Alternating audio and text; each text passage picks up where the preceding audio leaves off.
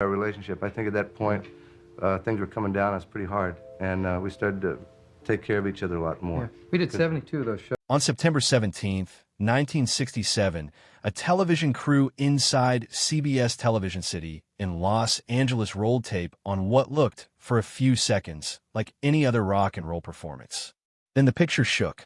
A wall of white smoke rolled across the set. A grown man stumbled backward with his hair, standing straight up, one finger jammed into his ear. Somewhere behind the smoke, a drummer was on the floor with blood running down his arm. And somewhere off to the side, a man in a cardigan sweater stood frozen, holding the splintered neck of what used to be his guitar. Nobody yelled cut. Nobody in the control room reached for the panic button in time. What aired that week on the Smothers Brothers Comedy Hour was not a rehearsed bit, not a scripted gag, and not a mistake the censors caught and fixed before broadcast. It was real, it was live to tape, and it slipped past every single person whose job it was to stop things like this from reaching American living rooms. To understand why that clip still stops people mid-scroll almost 60 years later, you have to go back much further than 1967, because the show that let it happen was never supposed to exist in the first place. The two men at the center of it all were brothers in the truest sense, close enough in age and temperament that audiences could never quite tell where the act ended and the real relationship began. Tom was born in 1937, Dick a year later, and their childhood carried a weight that rarely showed up in their comedy directly, but shaped almost everything about how they worked together. Their father was a career military officer stationed in the Pacific when the Second World War broke out, and when the fighting reached the Philippines, the family was split apart. Their father was taken prisoner and endured years of captivity under brutal conditions before dying near the very end of the war, so close to its conclusion that the loss felt almost unbearably cruel to the family left behind.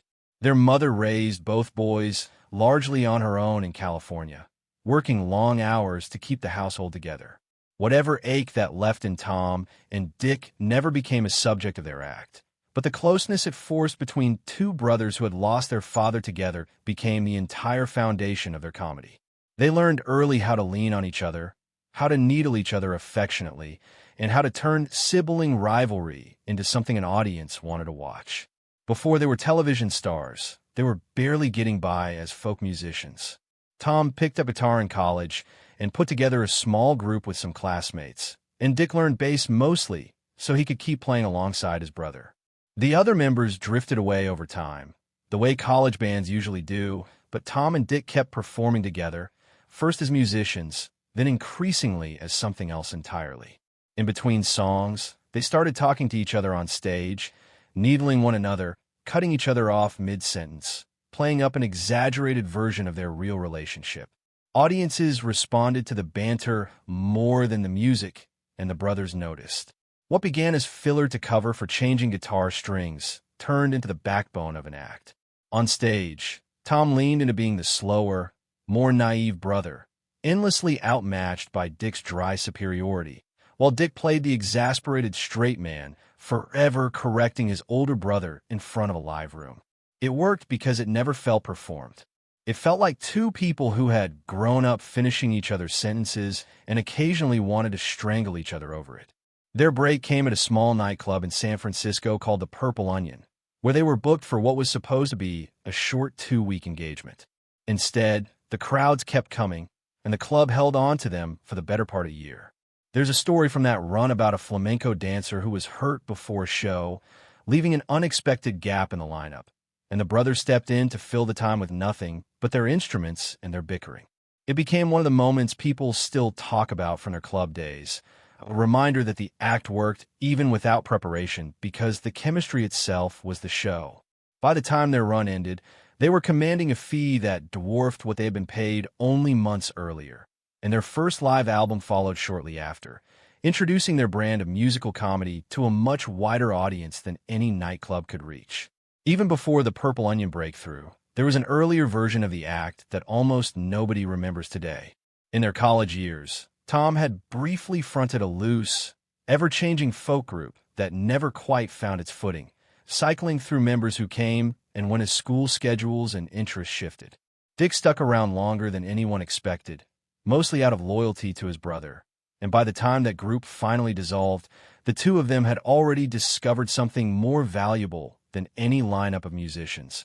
They had discovered that the two of them, alone on a stage, talking over each other, was more interesting to a room full of strangers than any song they could play. That realization is really where their entire career began, long before any club booker or network executive ever noticed them.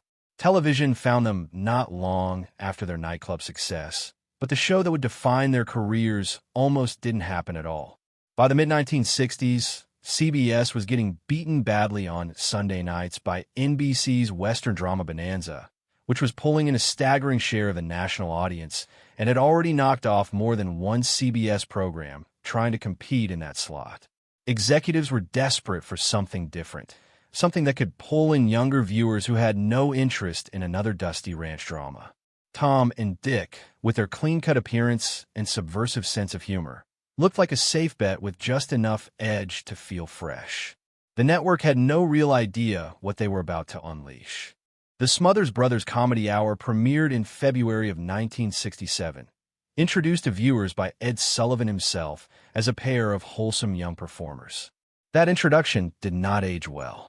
Within a handful of episodes, it was obvious the brothers had no intention of playing it safe. They joked about the war in Vietnam. They needled politicians by name.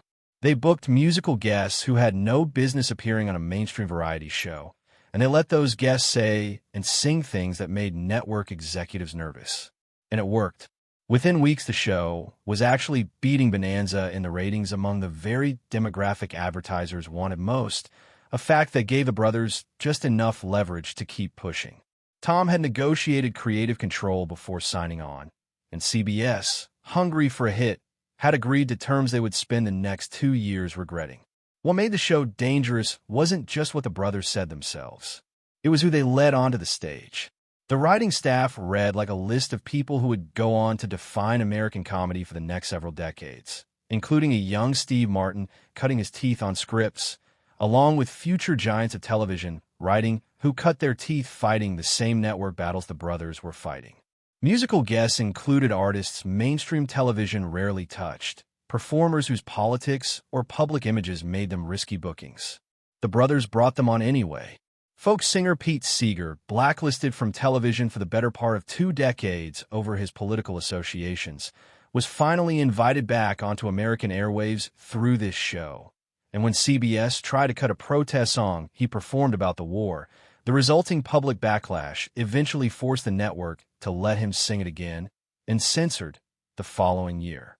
It was one of the clearest signs yet that this show operated by different rules than anything else on the network. Rock bands got the same treatment. Acts that other variety programs wouldn't dare book found a home on the Comedy Hour, and the brothers seemed to actively enjoy how uncomfortable it made the network. Musical guests over those years included some of the loudest, most confrontational live acts of the era, groups whose stage shows had almost nothing in common with the tidy, orchestrated performances usual on primetime television. It was in that environment, with a network already nervous and a creative team already testing every boundary they could find, that the events of September 17th, 1967 took place. It's worth pausing here to appreciate just how strange it must have felt inside CBS's own offices to watch this show succeed. Executives had asked for something with youthful appeal, something that could compete with a Western drama for a slightly hipper slice of the Sunday night audience. And what they got instead was a program that treated the network's own discomfort as fuel for its comedy. Every note passed down from standards, and practices became fair game for a joke the following week. Every guest booking that raised eyebrows in a programming meeting became a badge of honor for the writer's room. There's a certain kind of institutional whiplash that comes from greenlighting a show meant to be mildly rebellious and ending up with one that genuinely meant it, and CBS spent the better part of 2 years struggling to figure out how to have it both ways. Keep the ratings, lose the risk. That tension never really resolved. It just kept building toward moments exactly like the one that was about to unfold on a Sunday evening in September. That particular night was already unusual before a single note was played. Earlier the same day, on the opposite coast, a very different kind of controversy had unfolded when another rock band performing live on network television altered a lyric that censors had specifically asked them to change, only to draw it out and emphasize it anyway during the broadcast, resulting in that band being banned from ever returning to that program. CBS was clearly on edge about live music that week for good reason. The lineup for the Comedy Hour that evening included veteran film actress Bette Davis performing a comedic sketch as an English queen, a musical number pairing the brothers with actor and singer Mickey Rooney, and a segment from the show's resident deadpan political commentator delivering one of his signature rambling editorials. And then came the band that would end up defining the entire episode in the public memory. The group had already built a reputation overseas and had only recently made its way into American living rooms, known for a stage show that regularly ended in destroyed equipment. Tom Smothers had actually witnessed this kind of chaos in person earlier that same year, an outdoor music festival, watching the band tear apart their gear at the climax of set, and by his own account, he came away from that experience willing to give them free rein when the booking came together for his own show. That decision turned out to be more consequential than he could have anticipated. The band's drummer had a well-established habit by that point of rigging small explosive charges inside his bass drum, timed to detonate during the instrument-smashing finale that had become the group's signature closing move. It wasn't new behavior, but under the union rules governing the CBS soundstage that night, only trained technicians were supposed to handle any explosive materials, and the drummer was not authorized to load his own equipment. According to accounts from people who worked with the band, he found a way around that restriction anyway, adding significantly more explosive material to the charge than the stagehands had prepared, reportedly without informing his own bandmates what he had planned. He wanted the biggest finish of his career, and he was willing to take real risks to get it. The band mimed through a newer single before launching into the song that had become their generational anthem, a song about young people refusing to be understood by the world around them, hoping they would burn out before they grew old and complacent. As the final chorus built toward its climax, the guitarist began his usual routine of destroying his instrument, ramming the headstock into his amplifier and hurling the guitar into the air, while the drummer kicked his kit apart around him. And then the rigged charge went off. What happened next lasted only a few seconds on tape, but it changed the physical trajectory of at least two people's lives. The blast was far larger than anyone standing near it expected. A visible flash lit up the set. The studio floor genuinely shook, and the camera operators, caught completely off guard, visibly lost their framing as the picture wobbled. Smoke rolled outward and swallowed most of the stage. When the guitarist reappeared through the haze, his hair was singed and standing on end, and he had a finger jammed into one ear, clearly in pain. He would say years later that the damage to his hearing from that single blast never fully healed, a lasting injury he carried for the rest of his performing career. The drummer, closest to the explosion, was struck by shrapnel from a shattered cymbal that tore into his arm, and the force of the blast knocked him backward off his stool entirely. The band's bassist, famously unshakable on stage no matter what chaos surrounded him, barely reacted at all, continuing to play as though nothing unusual had happened around him. The singer, who apparently had some warning that something was coming, had already put distance between himself and the drum kit before the charge detonated. In the confusion immediately afterward, Tom Smothers walked onto the stage still holding his own acoustic guitar, seemingly trying to restore some order to a scene that had genuinely frightened everyone watching from the wings. The guitarist, still disoriented from the blast and running on pure adrenaline, grabbed the instrument out of Tom's hands and smashed it against the stage floor without hesitation. Smothers later admitted he was too stunned in the moment to do anything but stand there, more concerned with checking whether anyone had been seriously hurt than with the fate of his guitar.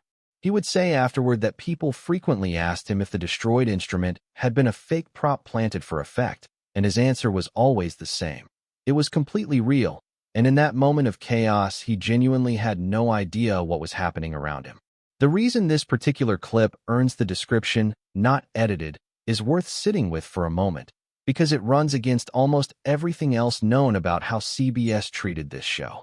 By late 1968 and into 1969, The network had installed one of the strictest review processes in television history specifically to police the brothers' content, demanding finished tapes be submitted more than a week before airing so censors could comb through every line of dialogue, every lyric, and every visual choice looking for anything that might embarrass sponsors or provoke complaints.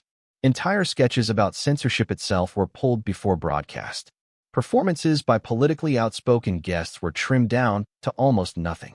But in September of 1967, that machinery wasn't fully in place yet.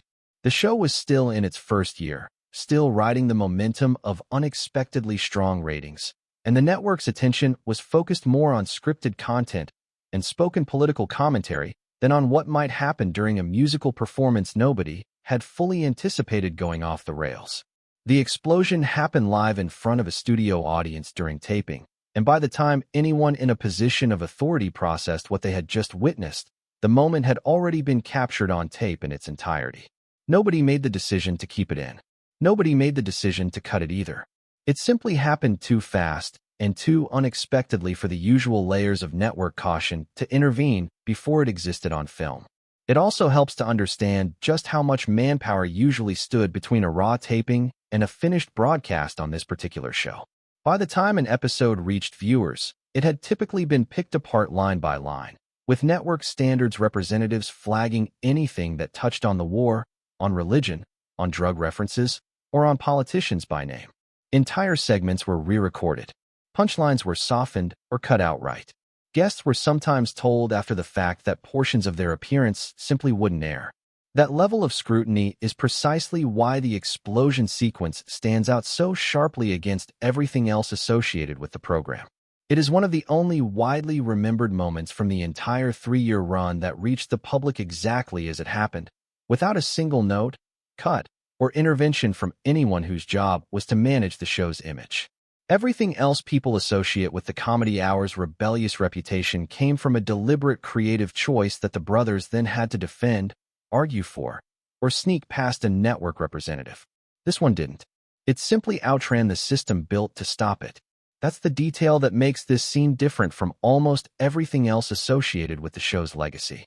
The Comedy Hour is remembered today largely as a story about censorship, about a network fighting its own most successful program over politics and language and guest bookings it found uncomfortable.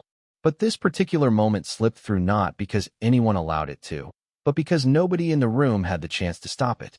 The tape simply existed before anyone could argue about whether it should. The fallout extended well beyond the studio that night. The guitarist's hearing damage became a lasting part of his personal history, something he referenced publicly for decades afterward as one of the physical costs of a career spent chasing the loudest, most destructive live shows in rock music. The drummer's arm healed, but the injury became part of his own mythology as a performer who consistently pushed every stunt past the point anyone else would consider reasonable, a reputation that would follow him for the rest of his life and career. And the brothers themselves walked away from the night with a story that would follow them for the rest of their careers. One more example of the kind of unpredictable, uncontrollable energy that made their show simultaneously must-see television and a